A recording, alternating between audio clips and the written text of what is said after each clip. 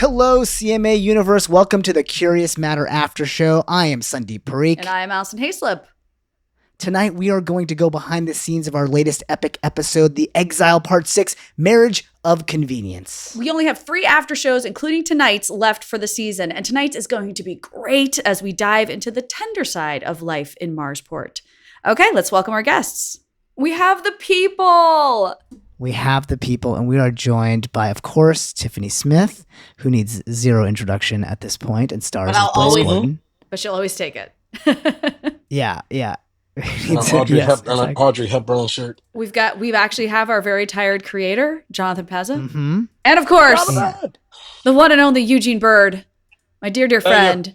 You know Eugene from Secrets of Sulphur Springs, which he shot with my dear friend Kelly Fry.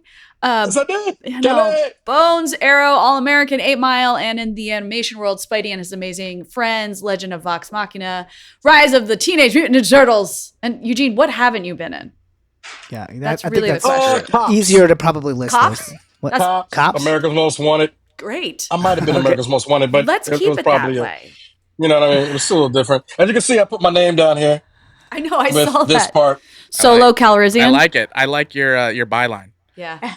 I mean, that's what I was channeling. I was channeling a little Solo. Eugene, little Calrissian. Welcome to the show. How did you feel about listening to that episode? How did you feel about listening to this episode that had a lot of like quiet, vulnerable, tender moments to it? Huh?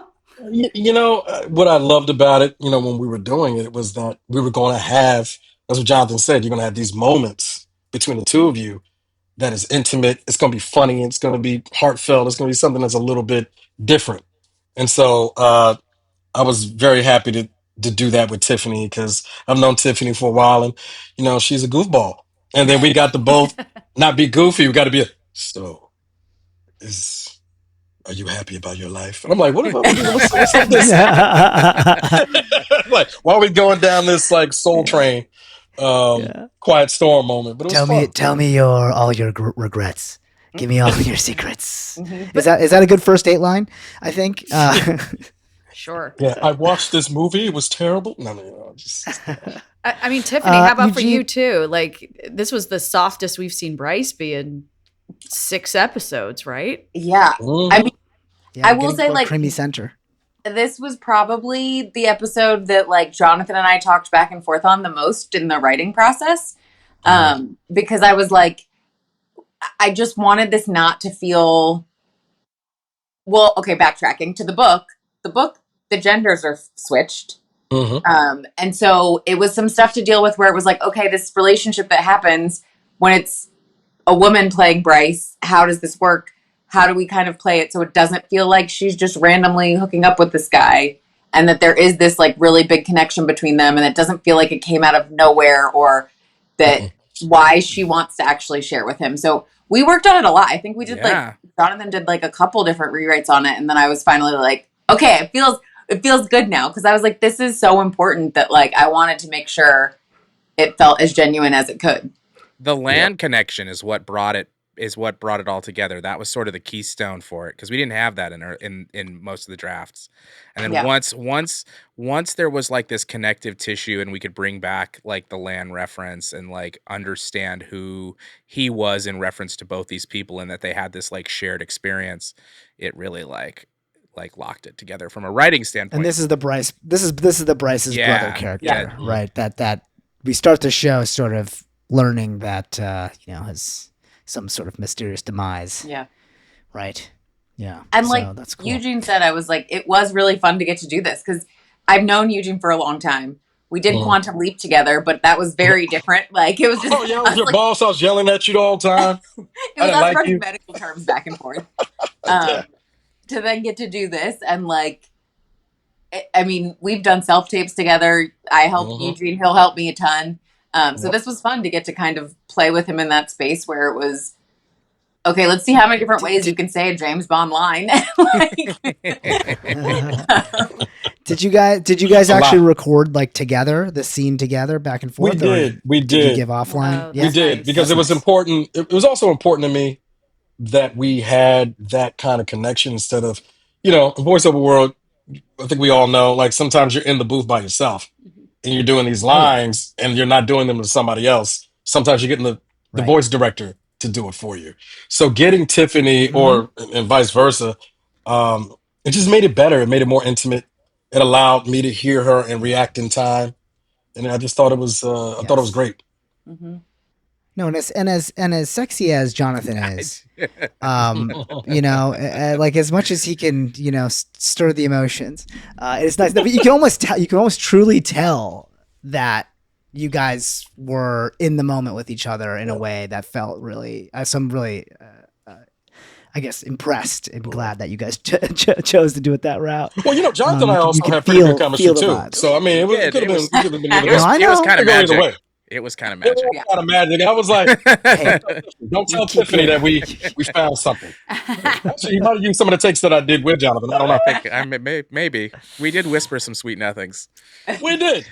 They weren't nothing though, baby. They weren't nothing. No, they were sweet somethings. Sweet somethings. They became magic, audio magic.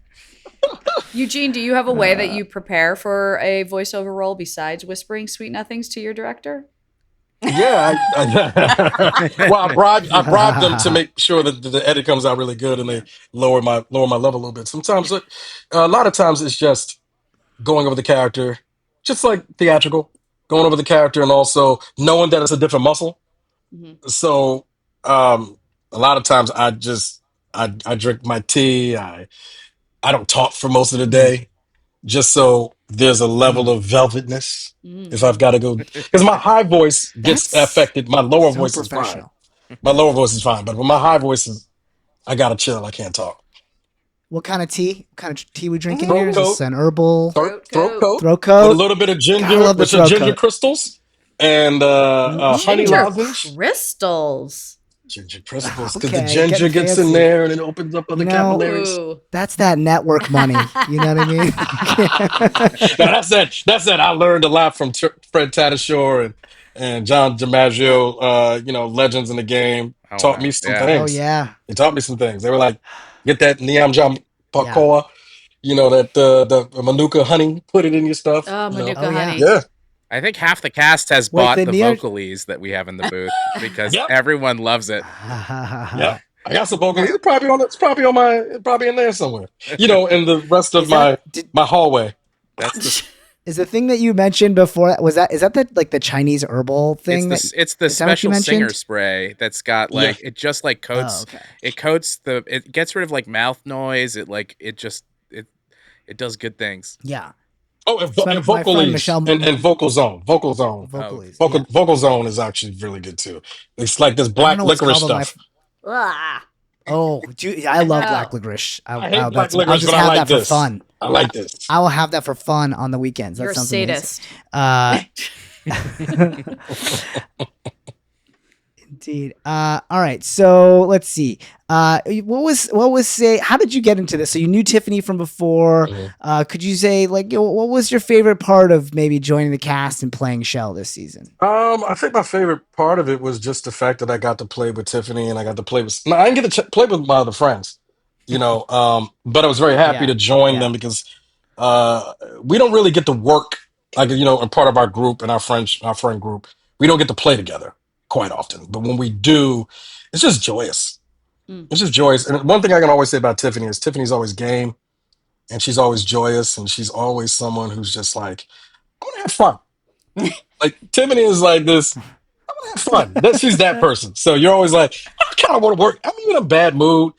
Tiffany's like, why? Why are you in a bad mood? And then it's like, why are you doing this thing with your hand? Why are you getting so close to me? I'm like, oh, this is weird. I think I'm not in a bad mood anymore. But she's just, that's what I have to say. She's fun to work with. And I when she asked me, I was like, sure. She's like, you want to hear about it? I'm like, no, I don't care. I was like, if you want to do it, I think I'll love it. And I did. I loved it. I loved everything that Jonathan brought to the table. And Tiffany also coached. And I was like, oh, this is interesting. All right, tell me what you want me to do, Tiffany. And she's like, I need you to, Eugene, say a line like you want her. You're going to take her. And I was like, all right, I'm not saying it enough. That was the thing I ever That was just Tiffany living out some fantasies, okay? Yeah, I was like, Where was I for this? I missed this. Yeah, That was their private coaching, Jonathan. Yeah, she was like, Gene, she's like, This she's was like, the other there's a little Tom Hardy, and then we're gonna be good. I was like, all right, Yeah, no, I she's got living the out her Tom Tom Hardy Hardy part. fantasies. Oh, Tom Hardy is like my go-to. He knows. It's like, I'm like, but I'm supposed to be loving, and Tom Hardy's always like, oh, do you want me to be a friend of yours? I know. Have you heard Tom Hardy I love you, Bryce. does that? And it's very tender. We're gonna do a sitcom called The Family Bane. It's just all of the family members are just talking with that voice. Like a 13-year-old boy. Dad, I would like to borrow the car. Pass the peas. Like even the pets too are like, All the time. Do you feel my like God. you're in charge, What is son? Do you happening? feel like you're in charge? This is a good idea. I will burn the down the after show, Colosseum, Tiffany. Father. This is clearly the after show. This is going on social, is what it is. Yes. The people want the show. We've all sort of like morphed into a little Christopher Walken, I'm just gonna There's say. a little bit in there. Yeah. There's a little. I think even Tom Hardy was like a little Christopher Walken. Just a A pepper. little bit. Pepper and some You know. Walken. I will. By the way, once I heard Alison was going to do this, I was also excited. Yes. Oh, Eugene. I was gonna say, Oh, like, Eugene kind of talked about it a There we little bit, go. but like, it's been awesome to get to work with so many friends because it was even having Eugene come on board. Then he was like, we were at a party, and he was the one who was like, "Did you talk to Tracy about doing it?" And I was like, "Tracy would do it." Yeah. And he's like, "Yeah, go ask her. She totally will." Yeah.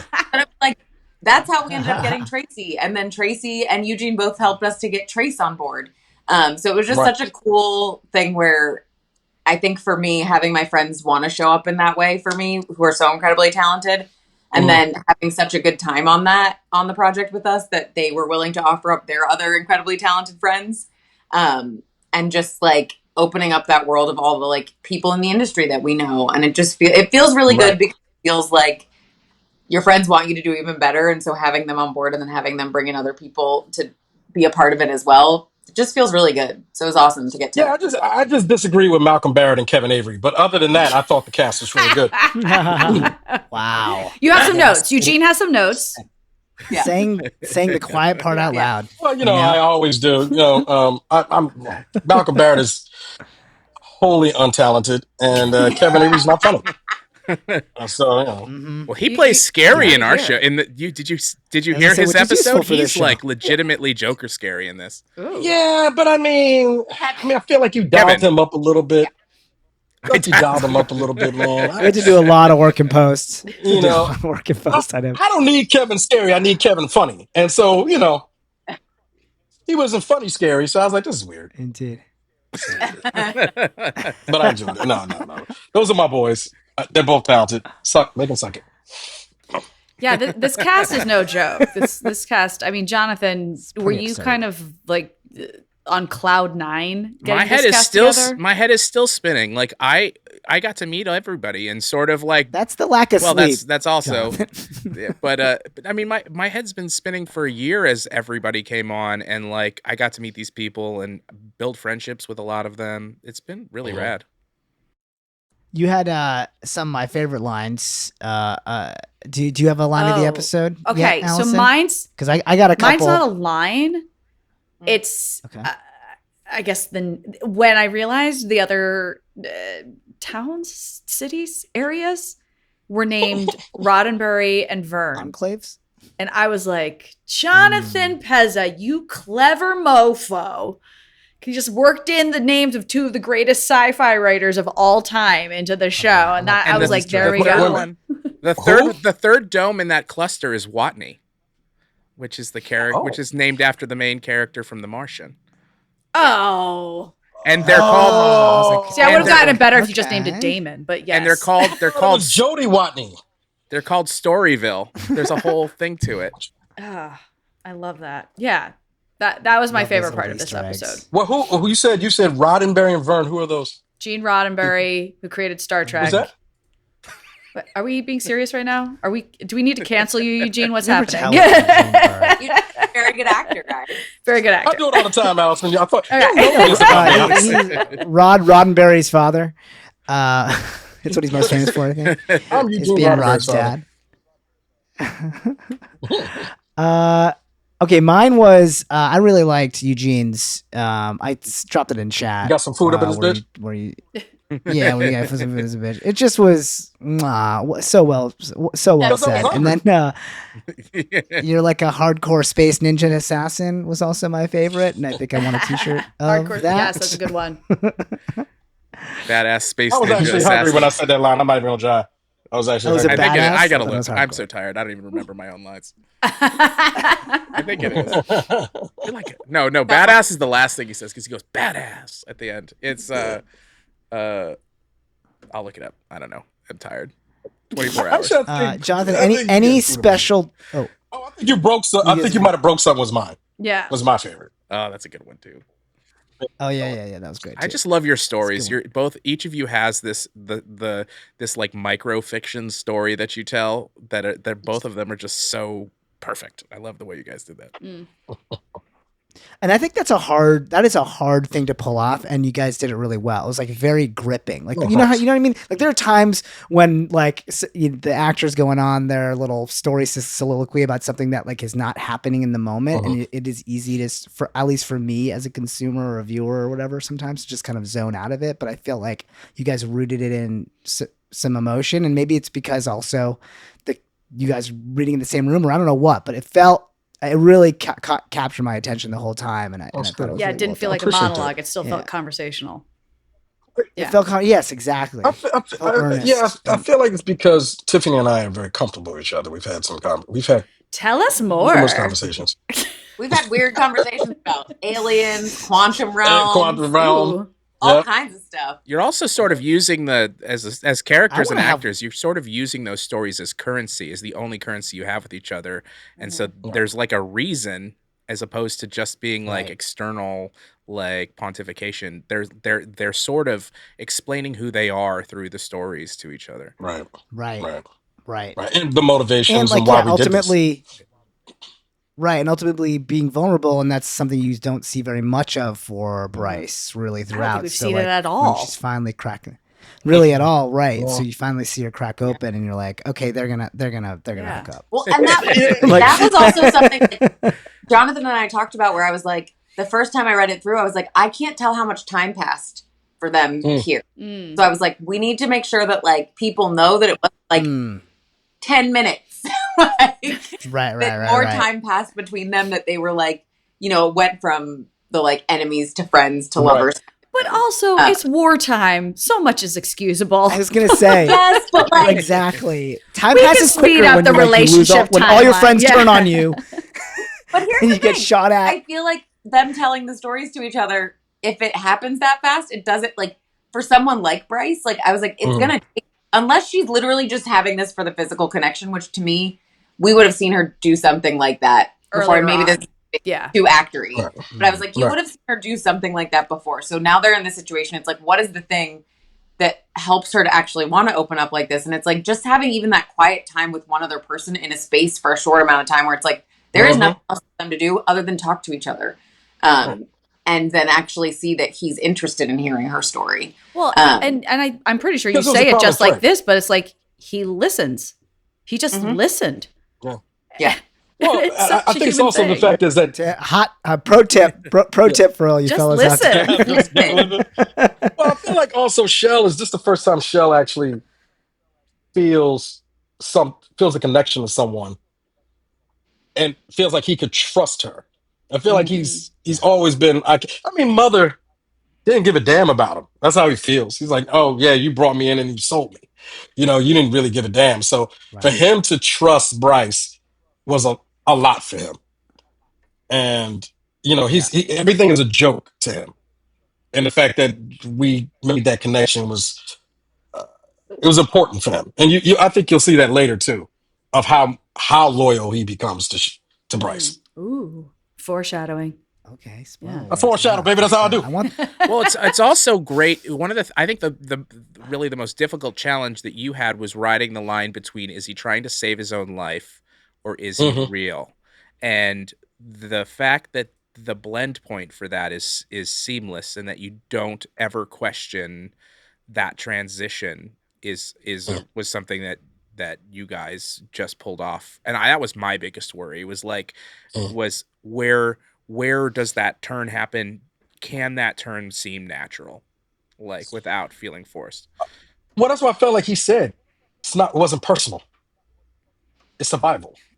And then now he finds another survivor like him. And so I think that's why the turn doesn't feel crazy, because it's still we both want the same thing. And so I think that's what happened. What do you feel, Tiff? Or is it Stockholm syndrome? He is chained up. And does it matter? Well, thanks, Alison, for that dark. Find out in episode 7. For that dark snare. I'm just waiting to catch it. I could be lying right now. Okay, my favorite line is this. I wrote them, but All of them. All of is them. that this place just happened to have wall shackles. Oh. This is freaky. Let's just be real. Is that your favorite line because it Yeah, solves yeah. some I mean, plot Mars- Yes. Yes, it does. But it also, I think it's like for me, one of the biggest things that I'm always thinking about is production design, and how does production design get expressed in different ways. Sometimes it's sound, sometimes it's dialogue, sometimes it's kind of an intangible. Like, so I'm always thinking about like little things that set your mind into being like, what is this place? It's a one room and it has wall shackles. Like, what was this place? Like, what happened to Bryce in this place? Because the way she explains that this was where she was debriefed, like it's sort of like not a very good place, but it's the only place they have. So it sort of becomes this oasis for them. Right. Yeah, I like that. Wall shackles, oasis. Yeah. Yeah. That's exactly what I think of when I think of wall Hey, shackles. we all got our kinks. Jonathan, were there any like specific technical challenges in this episode that sort of stick out to you as like things you're particularly proud No, of? this one wasn't a tech. I mean, this one, the challenging aspect was tracking so many stories and getting everybody to interface and link and not feel fake and feel like like that Major Nolan scene is so long and it's like it goes through a lot of paces and you have to buy. My biggest worry is like, am I ever feeling like too pedantic? Am I ever like abstracting the way that people would deal with certain things, like Bryce's obsession that sort of comes out about the camp, and like the fact that she sort of realizes in that scene that it's the thing that's sort of most important to her about Mars, and she doesn't even know it, and she sort of like screws her own situation up in that moment without thinking so much as being like, this is the thing that's important to me when I have this opportunity to talk to power.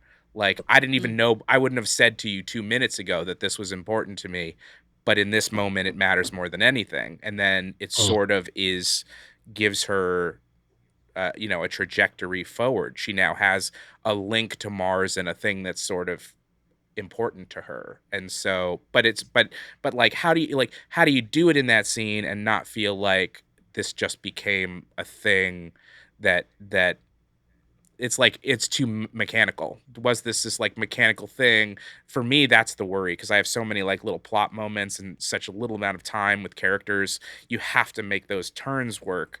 And it did. It took some massaging. I mean, you're working those scenes out and like figuring out like moving lines around, figuring out pauses, figuring out blocking to just make people emote in a way that you have that really amazing ability in this, that the puzzle is a lot more like the puzzle pieces fit together in a lot of ways that they don't in other media. And so you sort of right. You don't have like certain visual continuity to worry about. You can like flop a line over here. Yeah, I'm constantly like swapping lines around. Yeah. Like, or adding little things, like adding little pieces of information. Like if I'm like, oh, I didn't put enough exposition. Like, what is this room they're in? Oh, it's the watchtower. Okay, that gives you a sense of like its name gives it some like meaning, because that wasn't in the script. It was just like, oh, this room like was hard to sell as a place. Like, what is this place? So I needed a little. That is so funny. Whatever. One of my favorite things to do when I watch shows is figure out what lines were added in ADR. because you can always kind of tell where they like cut away from a character and show some, but you still hear their voice and you're like, that was added in because something didn't make sense expositionally or something like that. But you can't tell in an audio drama. The mix isn't also that right. Yeah, no, So you it's kinda always know. Yeah, it's slightly always off. a little too clean. Yes. A little too something. Yeah. Not the same A little room. too, a little too, Well, a little too recorded on an iPhone. right. Yeah. In Bali. and I will say, like, I think it's something that's really great about Jonathan, that getting to voice direct while he's also directing, or when I'm in the booth, it's like he's not so precious about everything, where it's like there are certain things where, you know, I'll be like, this doesn't sound right, this doesn't work right for me, or the words don't come out of my mouth in the way that I need them to. If it's written this way, can we switch it to this? Or like, if we're not getting it, he's like, let's just add, what would you say? Or like, he's fine with letting you kind of play with it a little bit, which He's not Aaron Sorkin, thankfully. I mean, he wrote so Sometimes. many pages. If he was that precious over it, I'm like, he would have. The amount of work that he got done, it would never get done if he was that meticulous about every single word of every single thing. So it's like funny. Thank God he's not Mammoth. Yeah. Oh Well, my God. sometimes Jonathan will be like, "Sorry, I forgot the commas in there. Just put it in I would there." take Sorkin over Mamet any day. I'm super missing comments because you only have so much time to get everything done. So like, what are the things that fall off the? It's like I apologize to actors all the time that my scripts look like trash on this because I have not had a chance to QC them at all. Like I'm just like get them done, get it to the next thing. Like I apologize for my lack of commas. There's never any. Now commas. this is where I feel like this is where a good use of AI is just, you know, you can just send it in there and be like, please add commas. That's where just appropriate. Grammarly, AI. isn't it? Isn't that program Grammarly? Oh, Yeah, it's Grammarly funny. does that. Or now, supposedly, our iPhones will do that in about a half a month. You watch Grammarly have will use to- it. It will be AI powered. Yeah, I have Grammarly and I do use it, but the problem is that like when you're trying to do it quickly, it often throws in adjustments to the phrasing, and I hate that because I don't Right. want And then- that. I just no. yeah. Here's what I hate as a script writer is when it adds lines to it and then adds page count and that and when you're trying to line fuck a page count. Sorry, this is getting really in the weeds, super but inside baseball. anyway, whatever. I find it kind of funny because, like, for me as an actor, sometimes Page count when I'm matters. learning lines, I take out all the punctuation to memorize it, so that way I can make it my own. So it is something. That's classic Oh, Christopher don't tell a Walken, writer isn't it? that you do that. Isn't that Yeah, I mean, please don't say but that. the thing is that like it's because I want to find where my moments are, or where it like happens naturally for me. And 9 times out of 10, a lot of them are exactly where the writer put them. But it's like if they're already there for me, I feel like I can't do like I have a little less leeway to play with it and put my own thing in there. So sometimes getting to read the monologues, or even sometimes Bryce's, like when she's doing the narration kind of stuff, it worked really well because it was like there were times where it was like, okay, I need to take a breath here, or I feel like I'm allowed to like put the emotion and the inflection in places that felt really natural to me instead of having them written there all the time. So sometimes I really liked it. Yeah, I just pull a Jeff Goldblum and Brad Pitt. I just eat. Yeah. Mhm. Especially I when eat you're my line. especially I'm when like, you're doing I'm audio like, drama. Always sounds cool. Always looks cooler when you're Well, reading, it's like- especially in an audio drama. That's the thing that I think people once they figure it out, like you I think you know it because you do so much like VO work, but like take your time finding those beats, like adding blocking in your head, like finding like space is 50% of it. Like I spend a lot of time being like, all right, let's try throwing space in here, the the thinking, like this line came to you as you were saying it, so it's sort of like verbal diarrhea the way the read comes out sometimes. Like you have to have that realness of some of it. Right. Eugene, are you do you like ever like mime or mimic in the VO booth to kind of get in the Sometimes to get a line right? Do you sometimes like, sometimes it depends on the lines, depends on the character. yeah. I'm like, okay, this deserves. I think Jonathan, we even did it. Didn't I like turn away from the mic? Yeah, we did some when we were some doing stuff. the closet where I was inside I was trapped. Like walked away, came back, yelled it out, then like walked back again. Kind of did a light pace. Like it depends. It depends on Jonathan too. Like my can I booth go? is a literal stand-in for that room you're stuck in, so it's like perfect. It's like, oh, this is that room. Right. Awesome. Nice. All right. Well, I think So we have to take Eugene through the. It's at the we have time. to take Eugene through the We list. got to take him through. All right, Eugene, are you ready? What's the list? Exiles list. Oh, I have prepare. We're no gonna idea do- what you're talking about. But Get We okay. have a little rapid fire question round for you. We call it the Exiles Okay. list. So it's 5 questions. We're just Okay. gonna first thing that comes to your mind. Okay. Ready? Sandeep, I feel like I always start. So do thinking you want to loud. take the first one? All right. Here we go. Sure. Okay. Eugene, if you were exiled to a foreign planet, what would you bring? You could bring one thing. Oh, I bring a book. Oh, that segues lovely into the next question because what is the a one? Dirty Job by Christopher Moore. Sorry, say that again. What was it? A Dirty Job by Christopher Moore.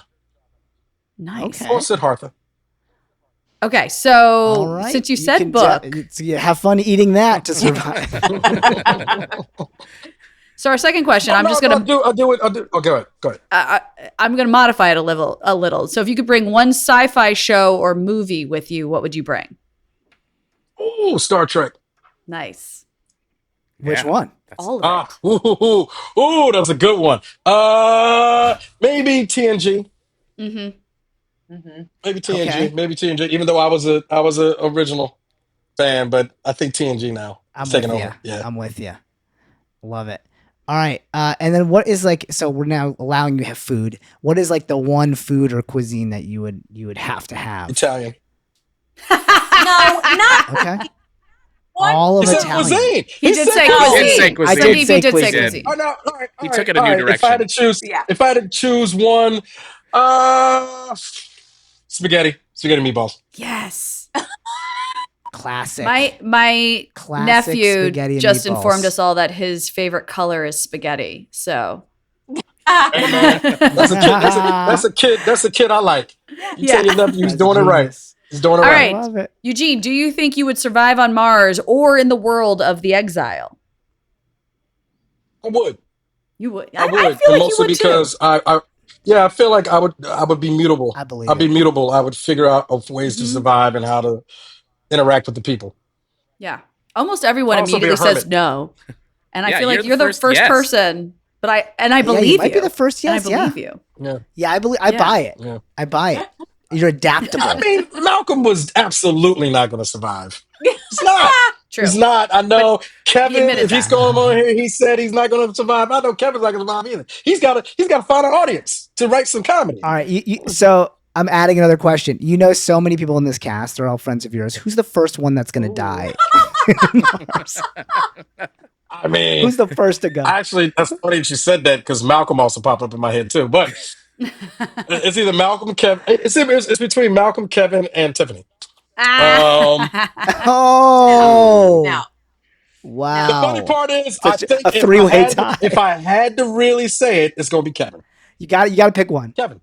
What was it? If someone Kevin feels Harlan. sad or upset and they come and try and kill me, and I'm like, what's going on with you today? Why are you feeling That's this what. way? You're not going to That's kill what I me? said. But No. but I would kill you if you said that. But Kevin absolutely will die first out of the three of you. Kevin will, then you, then Malcolm. There you go. Yeah, you, and it might be me No. that did I'm it. But anyway, No. I'm gonna kill Kevin easily. All right, final question. Would you ever live on Mars? I'm really like people, so yeah. I would do it but then again, I might start to miss people and then make. But when I was watching The Martian and he was shitting and making those potatoes, I thought to myself, Yeah. I could eat potatoes if I don't have to deal with people all the time. So maybe. That's a good life. Good life. That's a good life. Just shitting and eat potatoes in Yeah, peace. man. Well, I think that's the perfect way to go out of this episode. For sure. Because it is time. It is time to wrap things up for this installment of the After Show. Thank you to everyone who came out to be a part of the live experience. We're gonna be back in 2 weeks. So come on out.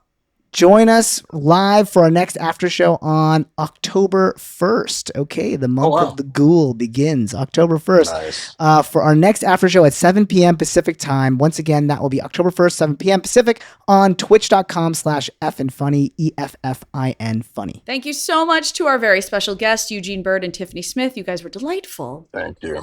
Thank you. Thank you, Alison. It's always good seeing you. Yeah.